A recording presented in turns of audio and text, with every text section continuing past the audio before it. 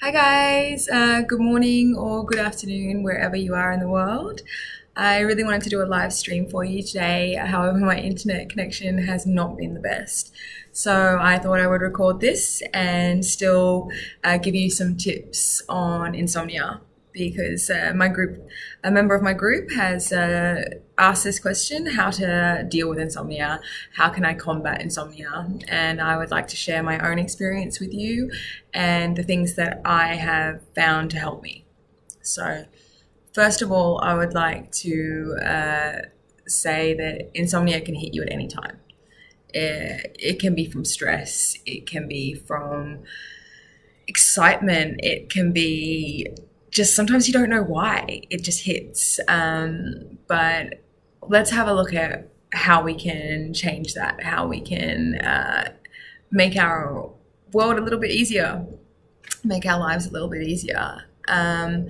So, the first thing for me when it comes to insomnia is, what is my environment like? Do I have a clean space? Is my bedroom a nice temperature? Do I have clean sheets? Am I clean? These are all very basic things, but it's surprising how little sleep you can get in a very hot room or a very cold room, or if your sheets don't feel nice, or if you're dirty. Very basic things, but they contribute a lot. They contribute to your sleep. And then I would also look at my outside influences. So, how much coffee have I had today? How much tea have I had today? How many cigarettes? How much alcohol? How much any other contributing factor that can cause issues with sleep? Even sugar. If you're having sugar too late at night or a very heavy carbohydrated meal, you're not going to sleep well. It's not going to be a solid sleep. Or you may have trouble even getting to sleep. Obviously, if you have the dip when you've eaten too much and then you fall straight asleep, it's a little different. I'm more looking at, have I boosted too much of my system late at night? Have I got my system, my body ready for a daytime instead of nighttime, really? And also really simple to look at. But you have to make yourself accountable for this as well. So it's not just, oh, I'm not going to have a cup of coffee at nighttime anymore, or I'm not going to have a cup of tea. It's, well, how many cups of teas have I had? How many cups of coffees have I had? And writing it down, being accountable for it and going, wow, okay, I'm actually having caffeine at 9 o'clock at night or even 5 o'clock. And no wonder I'm not sleeping. But we miss the accountability a lot of the time. We don't look at what our actions have created. So making a list, having a look at what you're eating, have a look at what you're drinking, and even if it's just for a couple of days, just writing that down to see where you're at.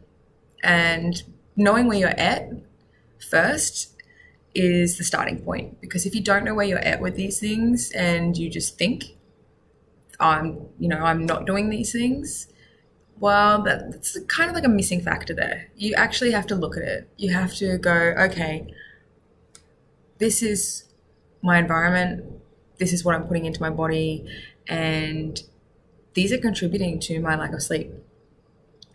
And this is not just the only thing. So we have, at the moment, our environment, and we have what we're putting in our bodies.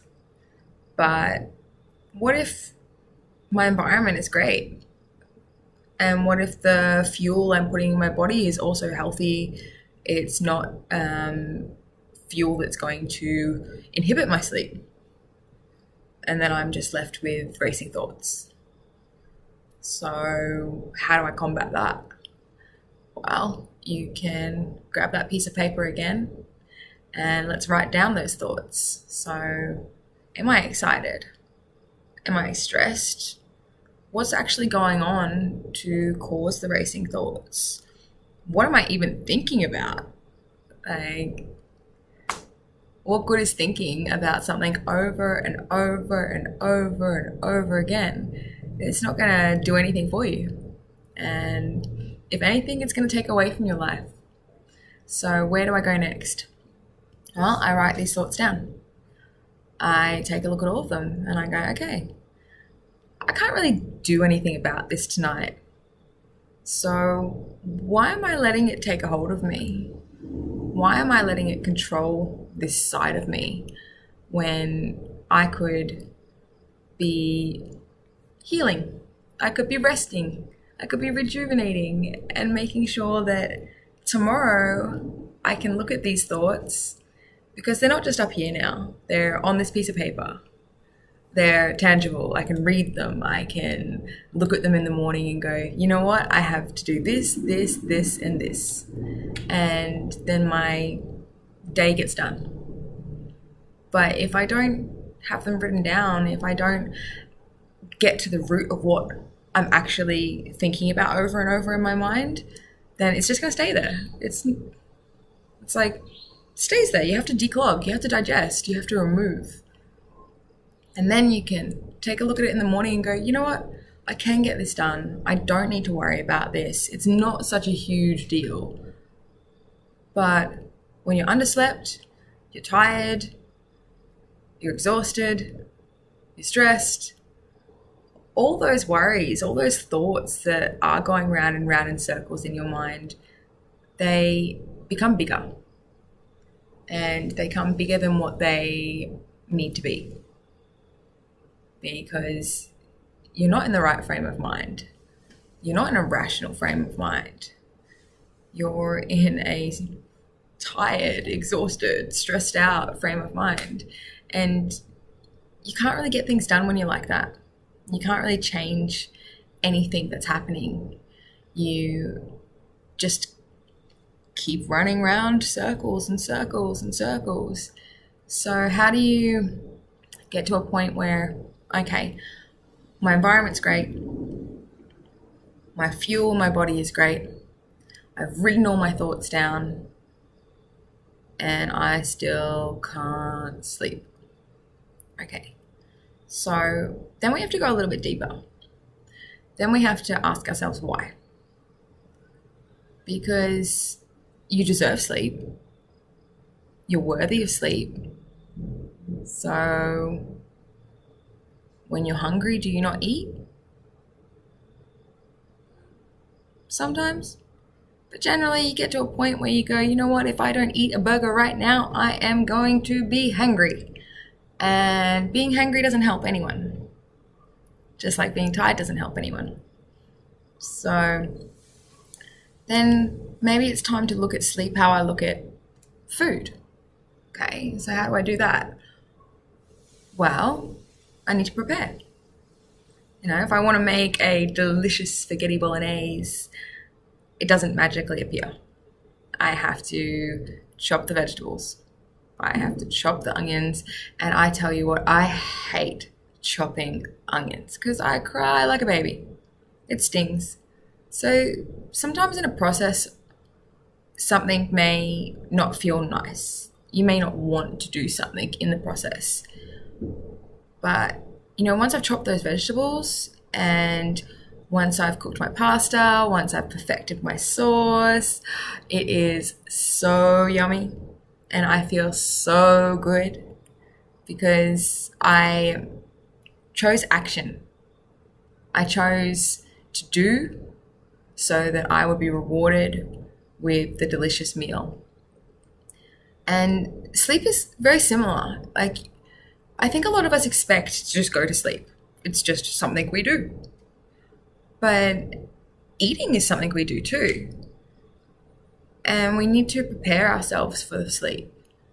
So that means environment, checklist, shower. And then there's some other things you can do too. You need to have a time where you can wind down. This is removing television, removing movies, removing any kind of outside influence that is going to stimulate you.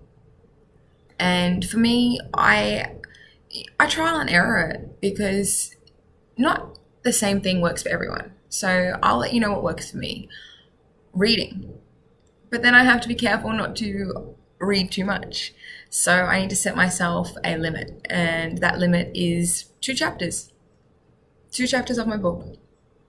And after that, or if, you know what, if I feel tired after one chapter, then I go, you know what, that's enough, and put it down. Another activity that sends me pretty much straight to sleep is knitting.